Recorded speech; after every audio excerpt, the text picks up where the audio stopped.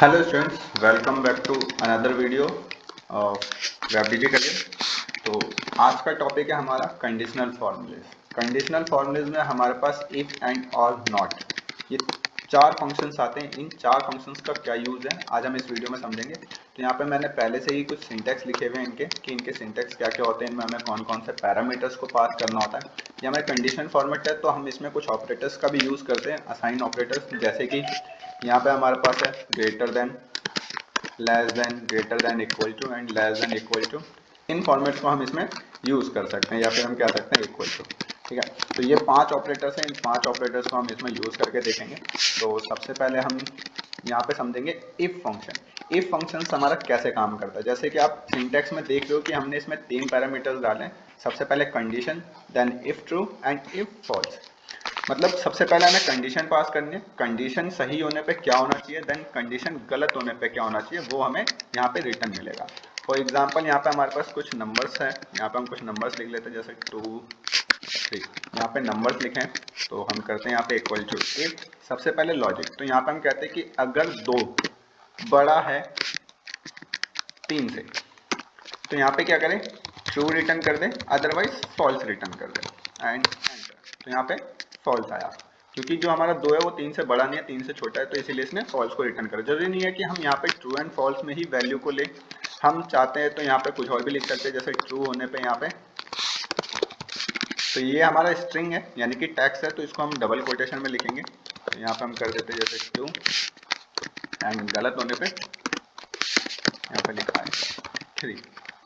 अगर सही होगा तो 2 आएगा, गलत होगा तो 3 आएगा। तो यहाँ पे गलत है तो यहाँ पे 3 आया। या हम ये कह सकते हैं कि लेस देन और ग्रेटर देन, इस सही होने पे ग्रेटर देन लिखा हुआ है एंड गलत होने पे लेस देन लिखा हुआ है, तो यहाँ पे आया लेस देन, यानी कि जो हमारी कंडीशन है वो गलत होगी।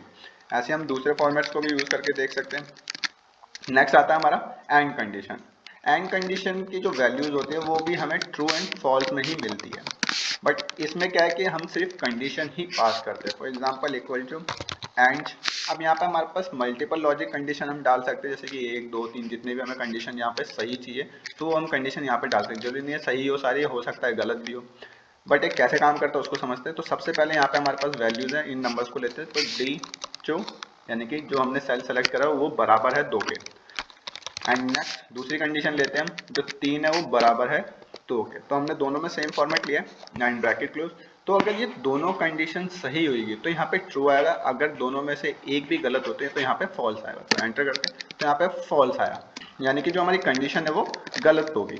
तो अगर मान लो कि हमारी जो दूसरी कंडीशन भी है वो भी सही होती है, तो जैसे ही वो सही होगी तो यहाँ पे ट्रू रिटर्न आएगा। यानी कि एंड फंक्शन कहता है कि अगर आप जितनी भी कंडीशन इसमें डाल रहे हो वो सारी की सारी सही होगी तभी यहाँ पे ट्रू आएगा, अदरवाइज यहाँ पे फॉल्स रिटर्न कर देगा। नेक्स्ट आता है हमारा और कंडीशन, इक्वल टू और, इसमें भी हम लॉजिकल कंडीशन ही डालते हैं, इसमें भी हम मल्टीपल कंडीशन डाल सकते हैं 1 2 3। तो यहाँ पे हम इसमें भी कंडीशन डालते हैं, तो सेम कंडीशन डालते हैं 2 इज इक्वल टू 2 एंड जो 3 है वो इक्वल टू हो जाए 2 के। यानी कि यहाँ पे D2 अगर 2 के बराबर है और दूसरी वैल्यू E2 इक्वल टू 2 के बराबर, तो यहाँ पे ट्रू है, अदरवाइज यहाँ पे आप देखोगे कि चेंज हुआ। जैसे हमने एंड फंक्शन में किया था कि दोनों में से कोई भी एक कंडीशन गलत हो रही थी तो ये फॉल्स को रिटर्न कर रहा था, बट यहाँ पे क्या हुआ कि इन दोनों में से एक कंडीशन, यानी कि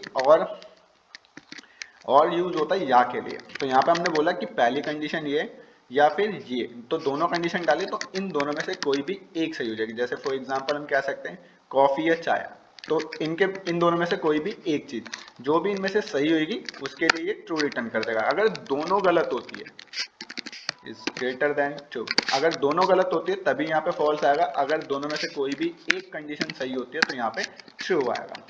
तो जहाँ पे हमें दो में से कोई भी एक सही चीज होता है वहां पे हम और का यूज करते हैं, जहाँ पे हमें दोनों वैल्यू सही होने पे अगली कंडीशन दोनों होनी चाहिए तो वहां पे हम एंड का यूज करते हैं। नेक्स्ट फंक्शन आता है हमारा नॉट का, तो इक्वल टू नॉट। नॉट में सिर्फ हम एक ही लॉजिकल कंडीशन को पास कर सकते हैं, जैसे हम यहाँ पे लिखते हैं HR is equal to HR, यानी कि जो HR है वो बराबर नहीं है HR के। अगर कंडीशन सही होगी तो ट्रू, कंडीशन फॉल्स होगा तो अगर कंडीशन गलत हुई तो फॉल्स रिटर्न करेगा। एंटर करा, यहाँ पे आ गया फॉल्स, क्योंकि जो हमारा HR है वो HR के बराबर है, दोनों सेम लिखे हुए हैं। बट इस कंडीशन ने इसको चेंज कर दिया। इस कंडीशन में बोला गया है कि HR बराबर नहीं है किसके, HR के। तो ये कंडीशन हमारी गलत होगी, तो यहाँ पे फॉल्स रिटर्न आ गया। अगर हम यहाँ पे करते कि 2 बराबर नहीं है 1 के, तो यहाँ पे ट्रू आएगा, तो यहाँ पे ट्रू आ गया।